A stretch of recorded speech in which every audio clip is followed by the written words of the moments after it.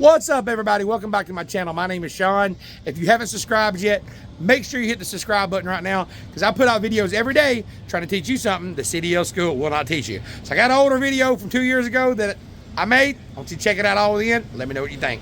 Hello out there, truck drivers. This is Trucking Life with Sean. If you're new to my channel, make sure you hit that subscribe button. Make sure you hit the like. You can get some value from this video. And today I want to talk to you about how I get miles. Now, getting miles is how we make our money in truck driving. So if you're not getting miles, you're not getting paid.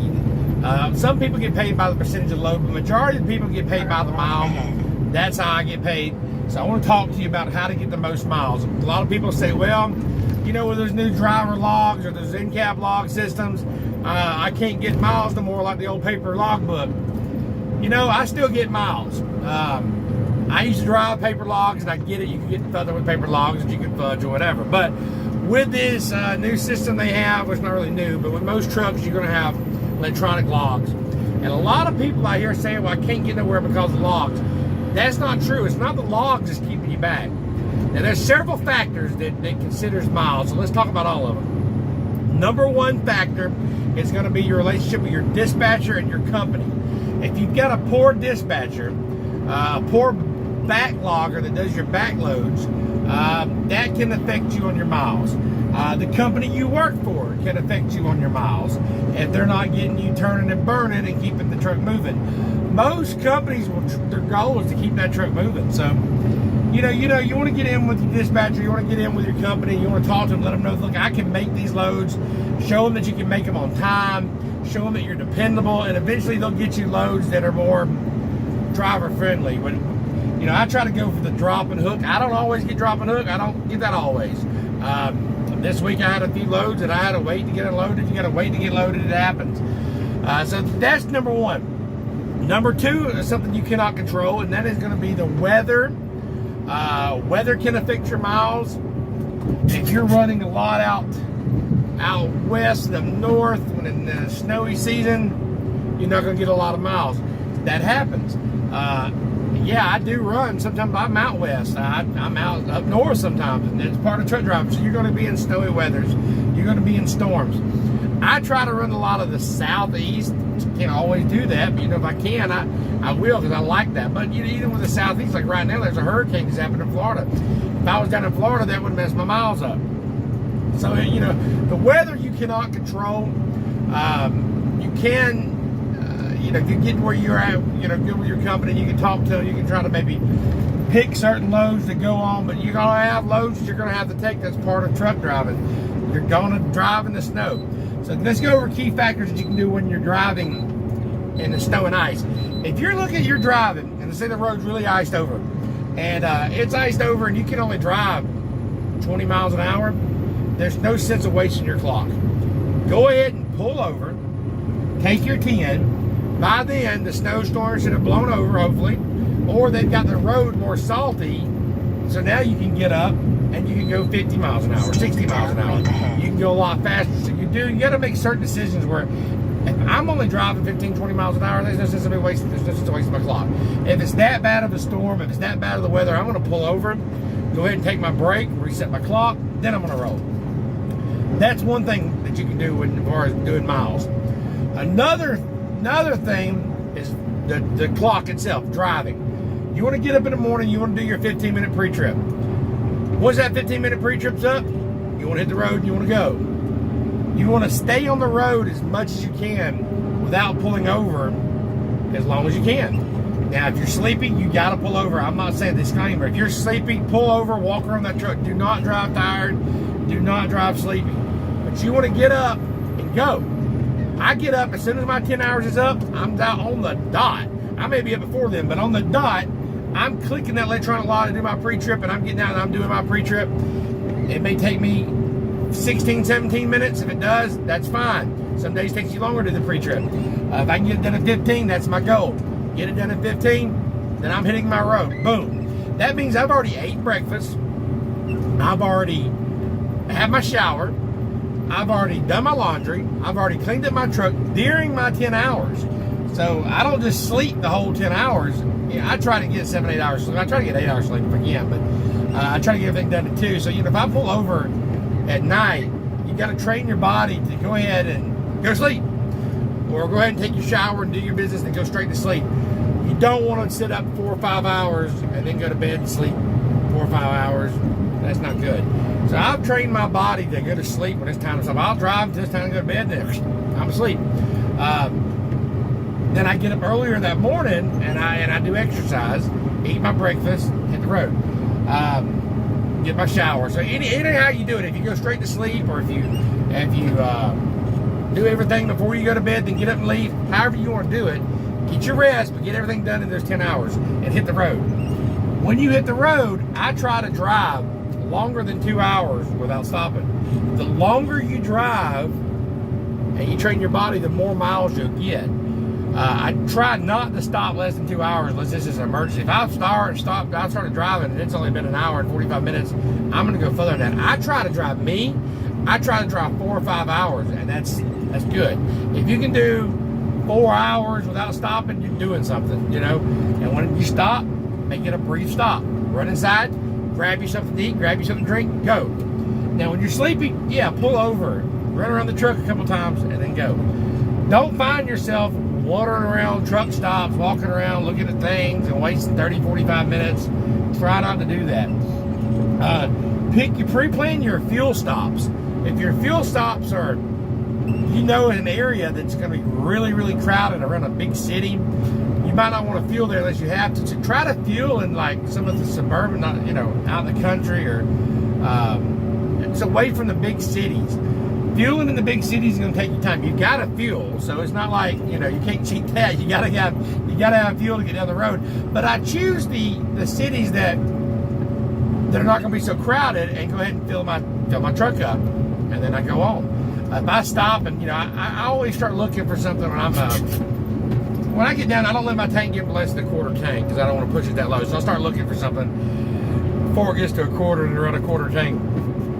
And then I look for, fuel stop. If I see it looks packed, but I got enough fuel to go to the next one, I'm going to go to the next one. So your fuel stops, that helps you with your time. When I get off an exit and I'm not fueling, that's personal conveyance. That's going to pause my clock because I'm not on that route no more. It's called PC time. If you go to personal conveyance, it's going to pause your 70-hour clock so you can get more hours through the week every time.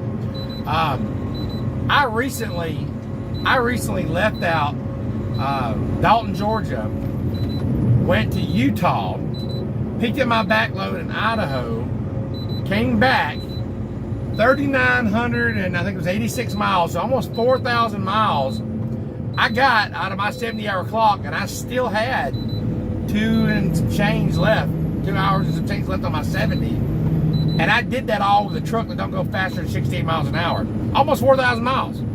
So you can do a lot of miles, but during that trip, when I got off the exit, I put it on PC. I was very conscious about the clock. You got to be conscious about that clock. And pay attention to it. So, I go into personal conveyance time. That's what I use to get around the truck stop. I don't use my 70 hours. I don't use my own duty for that because I'm technically off duty. I'm getting off the clock then by going and getting something to eat. Try to change lanes right here real quick. So hold on 1 second. You gotta pay attention when you're changing lanes, especially. Anyways, also disclaimer: this right now my camera is on the dash. It's not. I'm not actually holding it. I've got both hands on the wheel. So if you get some value from this, make sure you're hitting the like button. Make sure you're hitting subscribe. I got a whole lot to talk about here, but hit subscribe on the channel so you get more tips about CDL training, the CDL schooling, life on the road that they don't teach you in CDL school. All right, so you want a PC. Like I said, you want a PC in and out the truck stop area. You want to put that on personal conveyance time. That'll save your 70. That's going to help you get more miles. When I pull into a shipper, I give them 15 minutes. So I'm on duty for 15 minutes. That's the most I give them on the electronic logs. After that, I go off duty because really I'm off duty. Really, I'm out there exercising around my truck. That's when I try to get a lot of my exercise in. Or, like I said, if I'm tired, I'm going to go ahead and get my nap in then. When I'm getting loaded or getting unloaded. Sometimes it takes 15 minutes, sometimes it takes 2 or 3 hours, depending on where I'm at. But that is a good time to clean your truck up. That is a good time to do your exercise. That's a good time to get a nap in. That's a good time to make you some lunch, or those things. You don't want to do those things during your regular 11, 14-hour clock, because that could be driving. And if you're not making miles, you're not making money. So when you're out there driving, drive. That's why I get more miles as I run my clock out. I don't stop up here and say, okay, I'm gonna stop here and exercise, or I want to stop here. And I used to do that. I stop at the truck stops and walk around, or and visit different places. But I'm not out here to visit places. I'm out here to make money for my family. So my thing is, yeah, there's a lot of places you can see, and there's a lot of places I'm like, hey, there it is, bye. A lot of people think you're truck driving. You're like, oh man, you can see the world. Yeah, I get it like this. See ya. I drive around 5 places because my thing is I'm here to make money. I'm here to send money home to my family and to get back to my wife and kids. I'm not out here to sightsee. This is not a vacation job. This is a job to make money. Now, if you're not interested in making money and you want to use this job to sightsee, fine. Do it for that as long as your company allows you to do that. But I'm out here for money. So if you're out about seriously making money in miles, turn and burn them wheels. All right, another thing that's going to help you on your miles is pre-maintenance. Your truck. Those pre-trips are important. They're important, so you want to make sure that you're going through everything on that truck to make sure it's good. You want to make sure that you got oil. You want to make sure your belts look good. If you see a belt that's torn, or you see a hose that could be possibly worn, go ahead and get that fixed. Get it fixed, because it's going to cost you in the long run. If you break down on the side of the road, it can take you 3 or 4 to 6 to 8 hours waiting on somebody to come fix it. That ain't good. So pre-maintenance is very good as far as getting miles. That's another thing that helps you get on miles. And being prepared where to go and where you're going to sleep. I cannot stress, not pre-trip, but pre-planning. Pre-trip is important too, but pre-planning of where you're going to sleep at night. So if I'm doing a 1,000-mile trip, an 800-mile trip, 200-mile trip, it doesn't matter. I know where I'm going to go. You can get yourself one of these pocket guides right here. You can get you one of these truck stop pocket guides that tells you every truck stop in the United States of every exit number by the state. They're important to have. I got more videos on that. You can get you there's different apps that you can use. You can use a Love's app if you're going to stop at Love's truck stop, or a Pilot app. I use Love's, is where fuel at. So I know that's where I take showers at, because I get unlimited showers because I fuel at Love's. So I'm going to prepare what Love's I'm going to go to, and I know that's where I'm going to stop. Now, I also know that if I wait way late at night, I'm not going to get in that Love's. So I'm not going to be able to take a shower tonight at that Love's. So I'm going to have to find other parking. You don't want to waste time. You want to have alternate parking. Let me get sure I explain this. You want to have multiple places of parking, because if you pull in one place that's crowded, you don't want to just keep going from place to place to place looking for parking and burning up your clock, burning up your hours. So you'll learn places that you can get in and out of. Now, if I can't take a shower, I try to get a shower every day, if not every other day. If I can't get a shower at that Love's that night, then I'm going to park near there. Okay, maybe there's a store, mom and pop truck stop, one exit up from there. Then what I'm going to do is, after I've slept 9 hours, I'm going to PC, go by the personal vans. I'm going to personal vans over to that Love's, because they probably got parking now. It's not going to interrupt my 10-hour break, because I'm going to utilize PC to do what I need to do. Or let's say I'm in a rest area that night and I'm hungry. Okay, but the next truck stop is full, but it won't be full at 7 a.m. when I get up, or 6 a.m. whenever I get up. So now what I'm going to do is I'm going to get up at 9 hours instead of 10. I'm going to PC over to that truck stop, park, get me something to eat. I did it all in my 10. That's the thing. Get it all done in your 10 hours. Make sure you utilize that clock. You can use it or abuse it. So make sure you use it, stay legal, and make sure you subscribe to my channel for more tips on Trucking Life with Sean. Make sure you hit the like button. And in the comments, let me know if you have any other videos you'd like to see, or any other thing that y'all would like to know about, and I'll be more than happy to get right on it. I appreciate it. Stay safe. God bless.